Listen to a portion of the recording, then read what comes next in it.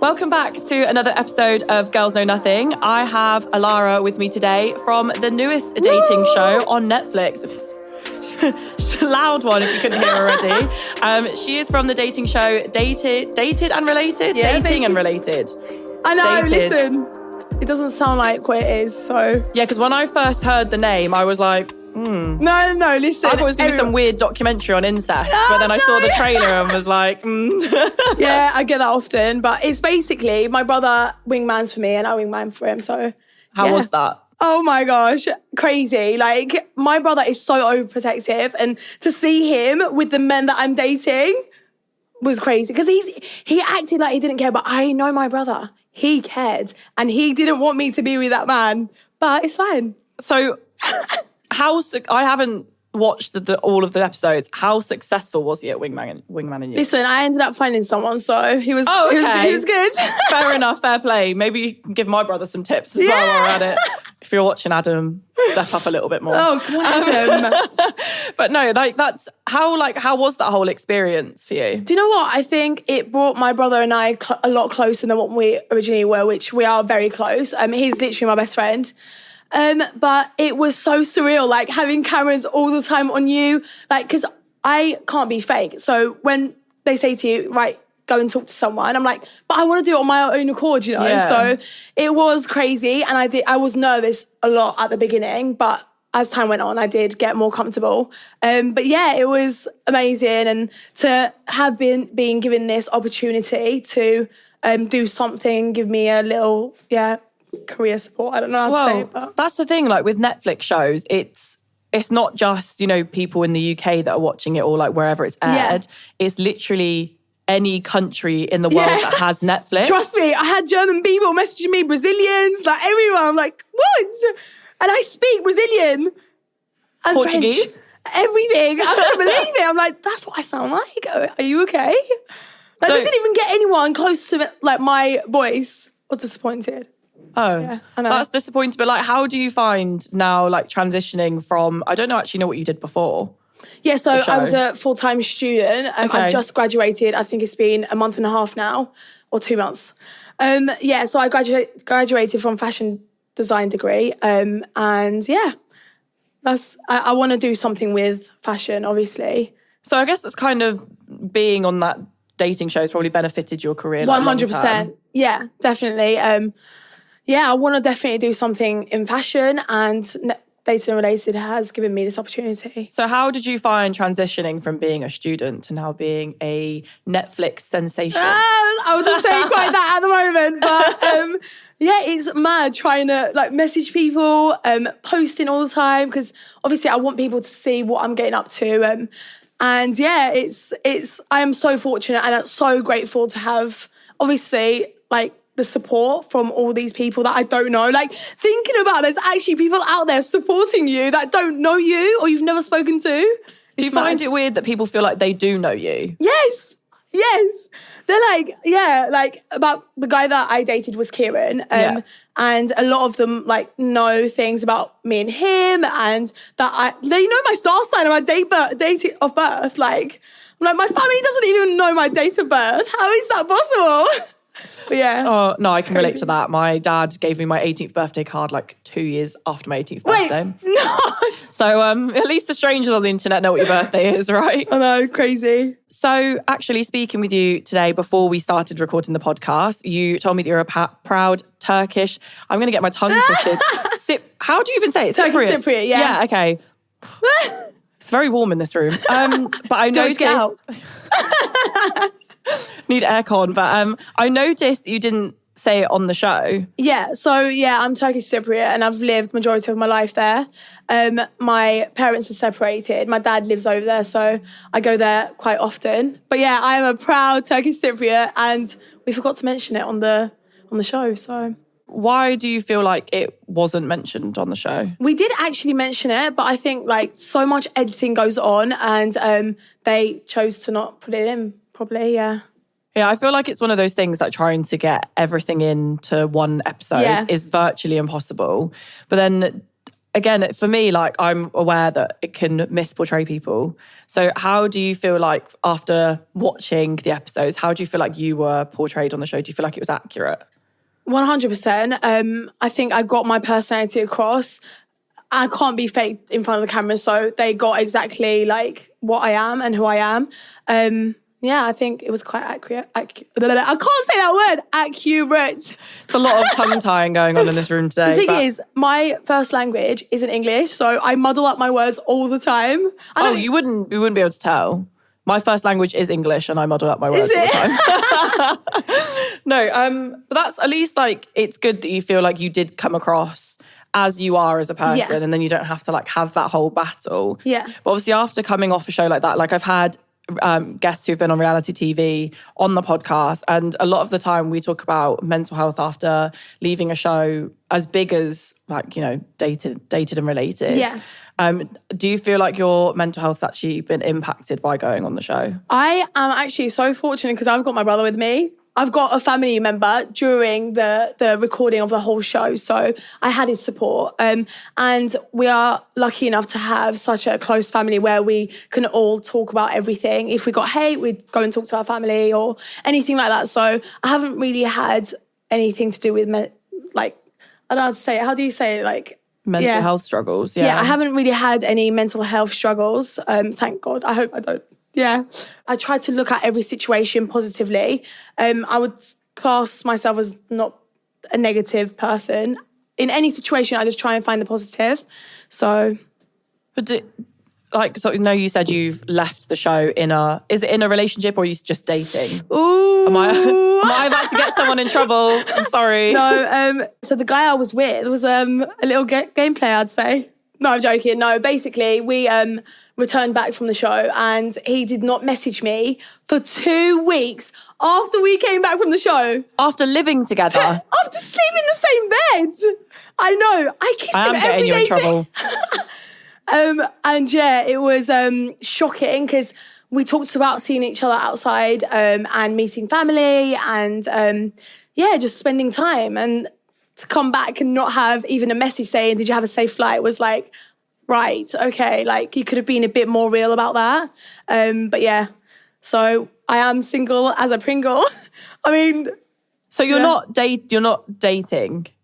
No. Because I was going to ask about like how it is to have a relationship in the public eye for you, but No. If you're not, do you find that's a struggle then? If like to have made a connection with somebody on a show like that and then feel like you've been played for the sake of the show? Oh yeah, 100%. I think as soon as I came back, I was like, shit, he must have played a game. How can you say all these things to someone and then come back and not even message like, hi, how are you? Or anything like that. It just put and then my family was like, Alara, you just need to realise like people aren't like you, So I think my feelings were a lot more genuine than him. But on the show, they made it seem like I was obsessed with him. I was not. I rejected 2 guys on there and they didn't put that in.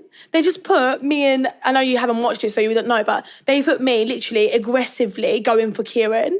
Like I was constantly saying like, I want Kieran, I'm going to get him, blah, blah, blah. But I was actually, yeah. Do you feel like they wanted to portray? I feel like with women on dating shows like that, they really actively try to portray them as like obsessive women chasing boys around the villa when it's not necessarily like that. And did you get annoyed like knowing that that's what they portrayed it as? Yeah, 100%. Like I never make the first move. And in there, even with messages, I can't message a guy first. He needs to do... I like a guy that's a gentleman, so I like him to do the first move. And in there, it was not like that. I was making the first moves and I was like out of my comfort zone. And I believe everything does happen when you're out of your comfort zone. So it did show me that I do I am a lot more confident than what I am, like watching back. I would never doubt your confidence. And the moment you're in here, like everybody in this building could hear you. So why does everyone say that? There is no way in hell that I would ever think you are not a confident person. But I think that's really good, like to hear that you are confident and you haven't had those mental health struggles, because it is really challenging. Like, we were having conversations off camera about what it's like to be projected into the public eye so quickly, rather than like steady growth and how hard that can be. And like, you know, trying to navigate your way now in terms of your career. So, you know, what do you see yourself like potentially doing now? Like, I know you said you wanted to go into fashion, but what's like the goal? My end goal is to have my fashion brand. I have a vision that I don't think no one else has. It's something out there, unique, stuff that you've never seen before. And yeah, I want to that is my end goal. But for now, I think I just want to build my brand and yeah, get my name out there. So what does brand Alara look like? Ooh, that's it. And she was like, go easy on me. And I was like, yeah, sure. Like, I would say quite unique. And I wouldn't want everyone to like the brand. I want it to be specific people. Oh, I just want it to be controversial. Like when Gucci sent Louis Vuitton sent Gucci bags out to certain people, so they didn't want them to be seen wearing Louis Vuitton. Is it going to be like that? I don't know. Yeah, I've got a lot more to look into because I know that having a brand means successful team behind you. Like you need someone that's talented to work with you on the designs and someone that you can trust, you know, to get you out there. So I think it's going to be a long process. But yeah, I'm excited and I'm so determined to, you know, build something that's different. So I'm a bit of a nosy person and I'm sure everybody that's watching will also want to know. When you leave reality TV, DMs get a little bit juicy. So what blue ticks are in the DMs right now? I can't confirm. I can't say anything. You can't see your blue that is the worst cop-out answer I have ever heard. I have had quite a few basketball players and... Yeah, I can't... I'm not going to say anything else. That's enough. And wait, are we talking NBA basketball? I don't know. She didn't deny it, so I'm going to take that as a yeah. But Kieran, you should have just sent the text. Sharon said it. But no, that's like obviously moving away from the show because I don't want, you know, this whole podcast. I really want to get to know the guests personally, and I know you are really worried about having like this deep conversation, but you know, it's really important to be able to actually show there is more sides to people than just what you see on screen. And, you know, from speaking with you, you know, there's one thing that we do have in common and that's that we both looked after our mums, like were suffering from cancer. And I know that it's obviously a really tough conversation to talk about. Yeah, I'm sorry. I can't even start already. Don't. Like, you know, from experience, like it took me ages to be able to get around to talking about it without being upset. You know, I don't actually know much about your experience with it or your mum's experience with it. So, like, you know, what was it like when she was first diagnosed? Like, how did that whole come about? Yeah, so, sorry. Take your time, don't be silly. So, we found out near Christmas, and it's something like you think, oh, it wouldn't happen to my family. And yeah, we got the news and it was stage 3. So, I mean, it could have been a lot worse. So we immediately moved to Wales where we could get a better support system.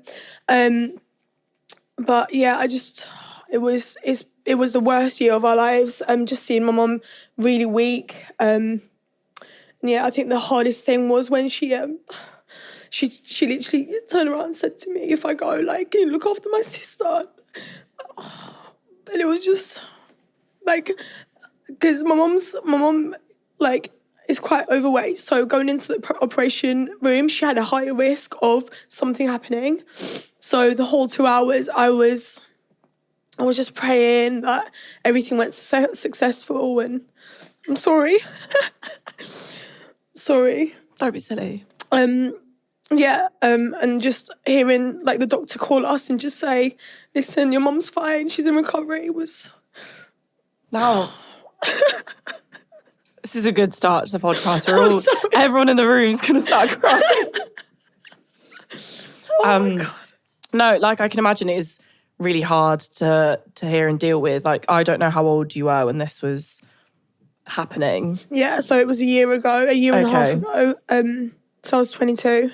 So it's really, really fresh then. I actually filmed towards the end of her recovery. And we actually got... a news in the villa saying that she's she's been in the hospital, and she was really ill, and we didn't really know about it because my mum obviously didn't want to influence what was going on in the villa, you know. So hearing that she was in the hospital and we couldn't do anything, we were in a different country, hurt us so much. But the whole production team was amazing to let us like call her every day. So yeah.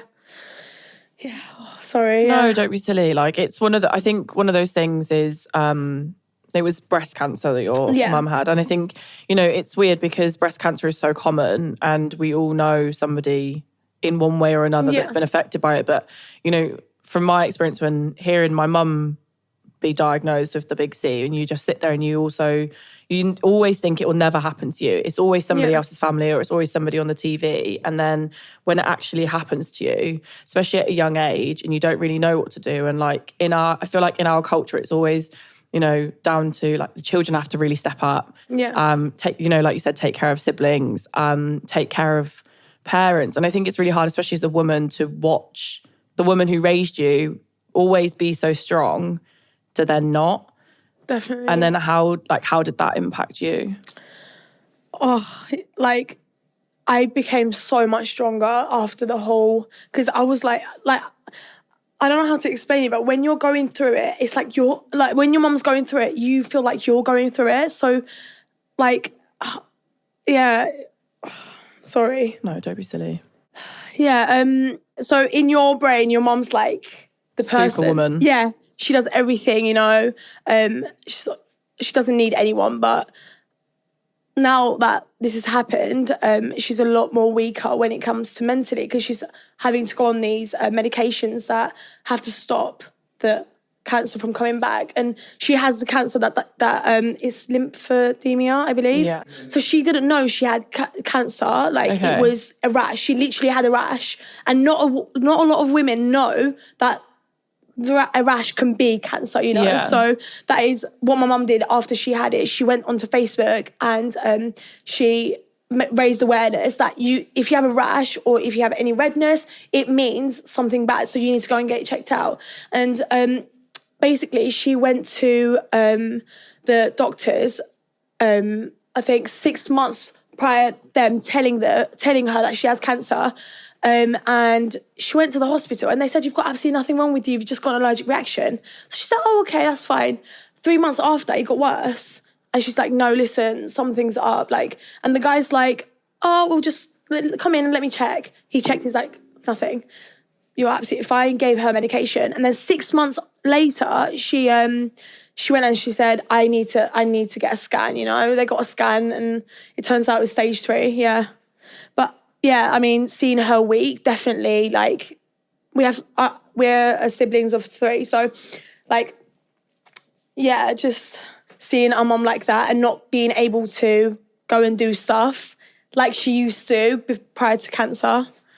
It's weird because I feel like especially when it comes to like breast cancer, there's a lot of different symptoms that people don't necessarily know about. And then usually, like from my experience as well, like my mum went to the doctor. So my mum had bowel cancer. Oh, sorry. When my mum, she's fine.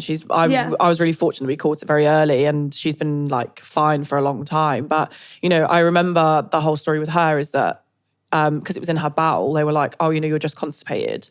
And like we're giving her drugs to help move her along and nothing was happening. And she was like, you know in your own body when something's not right. And it's a fact that you don't get believed until, like, you know, you said it went all the way to stage 3. Literally, before it got believed. Like, you know, there's a sense of like anger you feel because, you know, your mum might not have had to have such like traumatic treatment had she been listened to the first time round. Exactly. But like, how do you like cope with like thinking about that and like with your mum's emotions when she thinks about things like that? Like, how have you managed with that?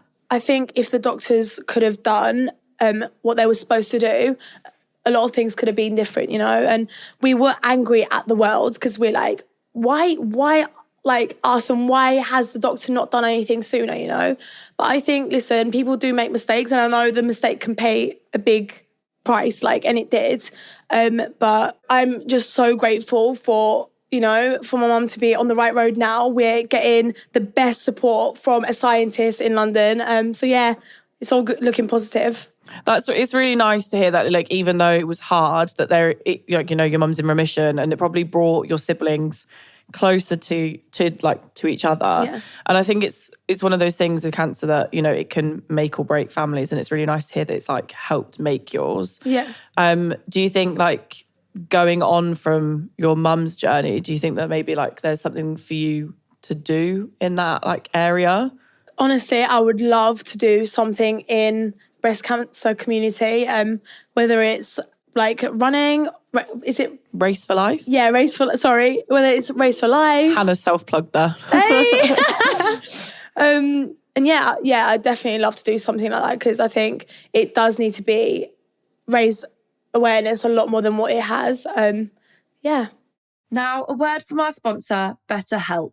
Thinking back to my professional career and my time as a civil servant, I worked on a lot of fast-paced, very reactive projects, which meant that my brain was stuck focusing on problems instead of how to make solutions. And now that I've spent a lot more time in self-development and in therapy, I feel like I've changed my mindset in a way that I would actually be a better employee.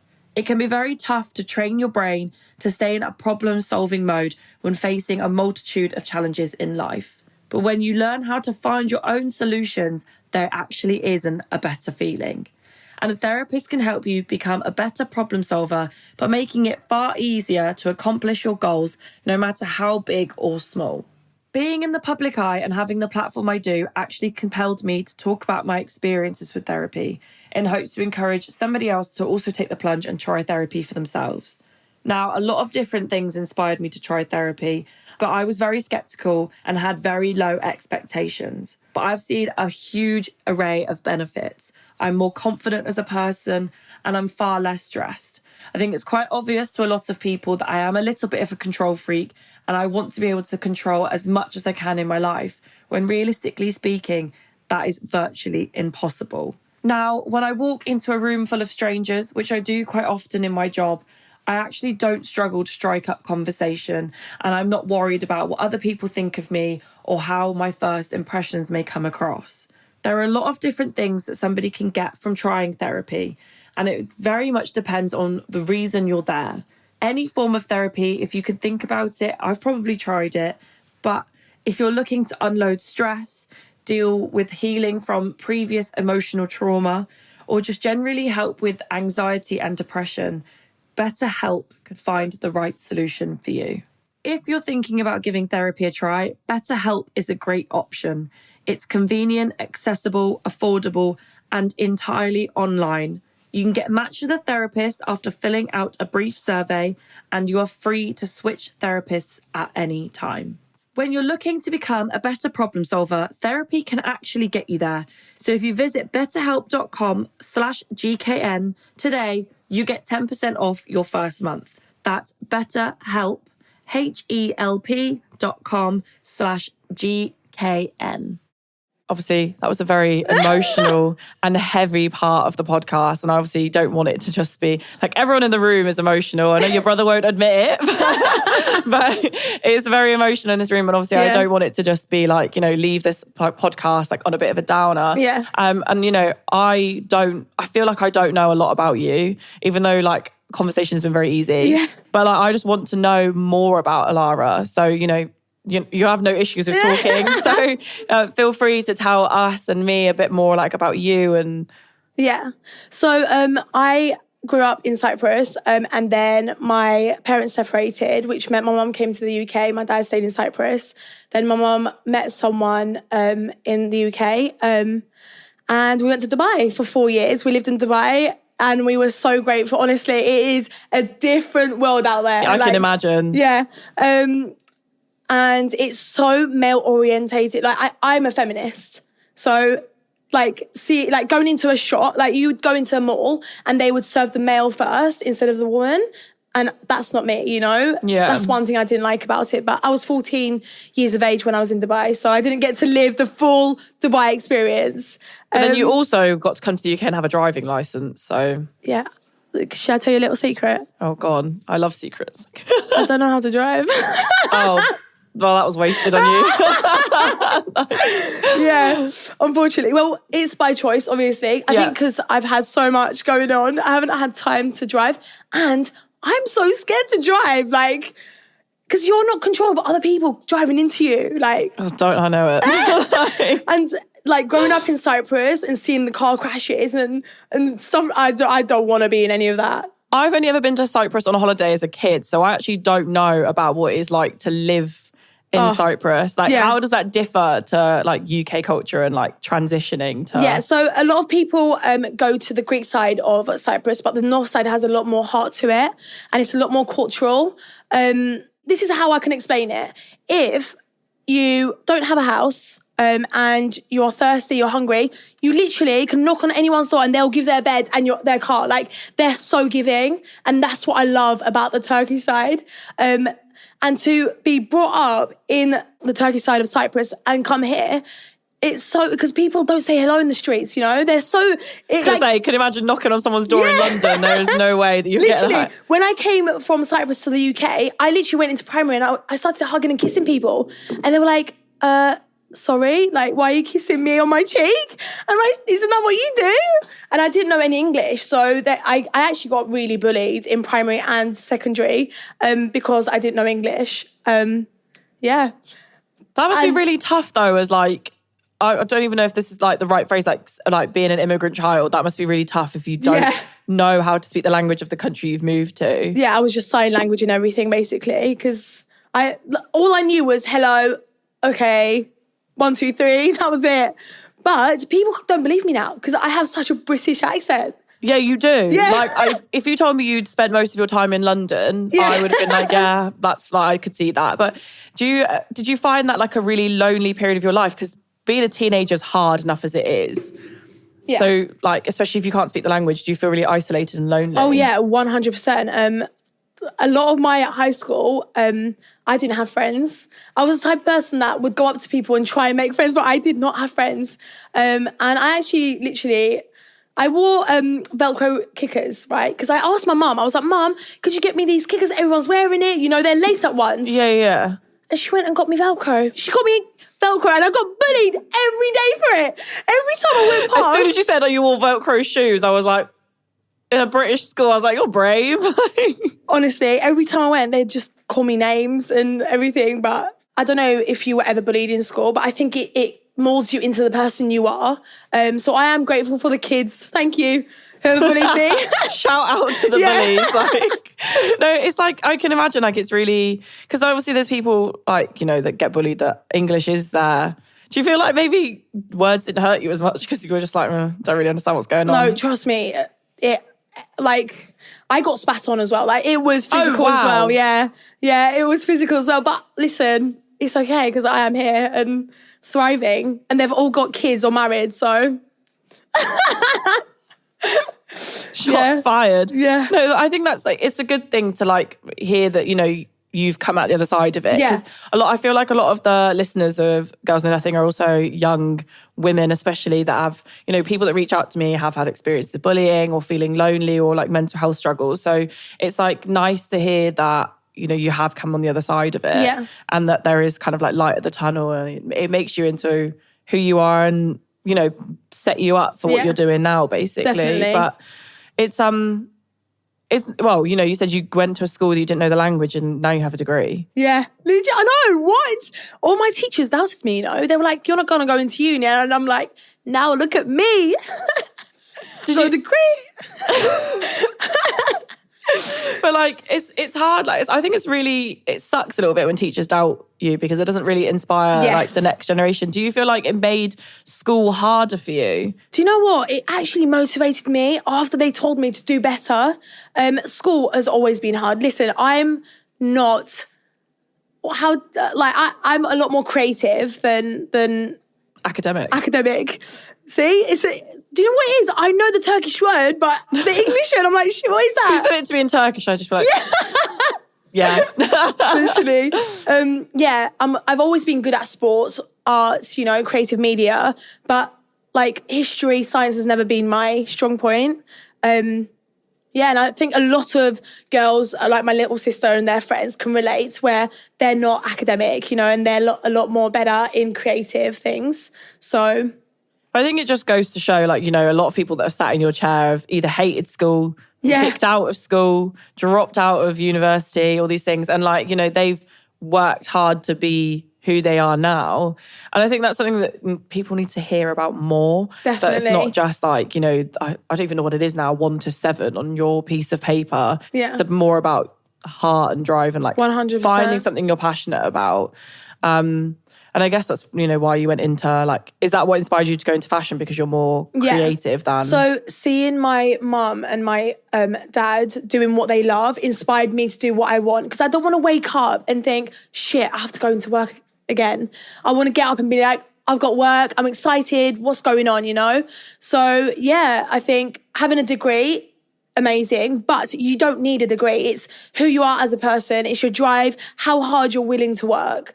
That makes you where you want to get in life, you know? So I wouldn't say go to university, just do what you want. And I think I wanted to party a lot more than get this degree. That's why I went to uni. Everyone wants to do freshers. I think that's why I wanted to go to uni, to be honest. Yeah, I wanted to stay, but failed the year, you know? Oh, no.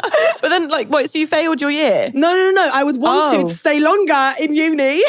Would not recommend doing that. It's very expensive. But no, like, it's nice, though, that to hear that you... I don't know very many people that get up in the morning and think, yes, I get to go to work. Like, everyone... Even I've done it at times, I'm like, yeah.